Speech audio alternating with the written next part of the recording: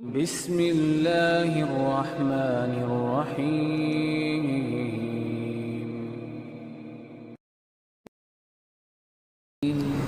آپ بھی دیکھ رہے ہیں اور سن بھی رہے ہیں، آپ کو پسند ہے کہ قرآن و سنت کی منہج کی جو بات ہے وہ ہمارے دل میں پختہ ہونی چاہیے۔ بتائیے پھر شب برات کیا ہوتی ہے؟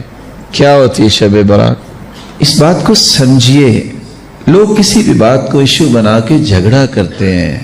جن کو اللہ نے صلاحیت دی ہوتی ہے، ایمان دیا ہوتا ہے، وہ جھگڑا پسند نہیں کرتے، فساد نہیں چاہتے، وہ سمجھتے ہیں کہ دین کیا ہے۔ شب برات کہتے ہیں برات کی رات کو، اور کہنے والے کہتے ہیں کہ اس رات جو ہے وہ فیصلے ہوتے ہیں، معافیاں ملتی ہیں، پتہ نہیں اور بھی کچھ اس طرح کی باتیں ہیں۔ سال کے اندر ایک دن معافی ملنا یہ زیادہ اچھا ہے کہ ہر روز معافی ملنا؟ فیصلہ کریے۔ صحیح بخاری اور صحیح مسلم کی روایت ہے، ينزل ربنا تبارک وتعالی كل ليلة إلى سماء الدنيا حين يبقى ثلث الليل الآخر۔ ہر رات اللہ ذوالجلال آسمان دنیا پر نزول فرماتے ہیں جس طرح اس کی شان کو لائق ہے۔ کب؟ جب رات کا تہائی حصہ باقی رہ جاتا ہے۔ اللہ ذوالجلال کیا فرماتے ہیں؟ کوئی ہے گناہوں کی بخشش چاہنے والا، میں اسے معاف کر دیتا ہوں۔ کوئی ہے جو مانگنے والا، میں اسے عطا کر دیتا ہوں۔ کوئی ہے رزق کا طالب، میں اسے مال میں فراوانی عطا کر دیتا ہوں۔ یہ سلسلہ کب تک چلتا ہے؟ فَلَا يَزَالُ كَذَلِكَ حَتَّى يَضِيءَ الْفَجْرُ۔ جب تک صبح کا وقت نہیں ہو جاتا، مالک الملک اپنی مخلوق سے کہتے ہیں آجو کوئی ہے، میں اس کی خواہش اور تمنا کو پورا کر دیتا ہوں۔ تو ہر رات جو ہے گناہوں سے برات مل سکتی ہے، یہ اچھا ہے کہ کسی ایک رات کو خاص کیا جائے۔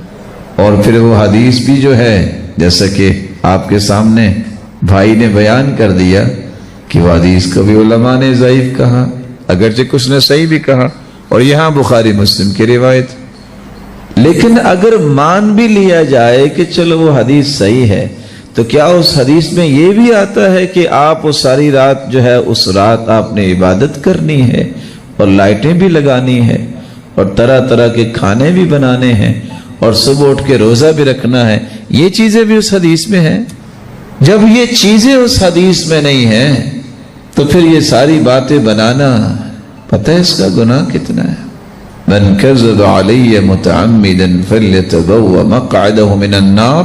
اگر اپنے پاس سے کوئی بات کر کے کہہ دے کہ اللہ کے رسول نے ایسے کہا ہے، اللہ نہ کرے کوئی ایسا کہہ دیتا ہے، صحیح بخاری اور صحیح مسلم کو اٹھائیے، اس کا ٹھکانہ جہنم ہے۔ میرے بھائی یہ چھوٹی بات نہیں ہے، یعنی ایک معزز انسان یہ بیٹھا ہے، یہ میرے معزز بھائی بیٹھے ہیں، میں کوئی کہہ دوں کہ انہوں نے یہ بات کہی ہے، انہوں نے نہ کہی، ان کو کتنا غصہ آئے گا؟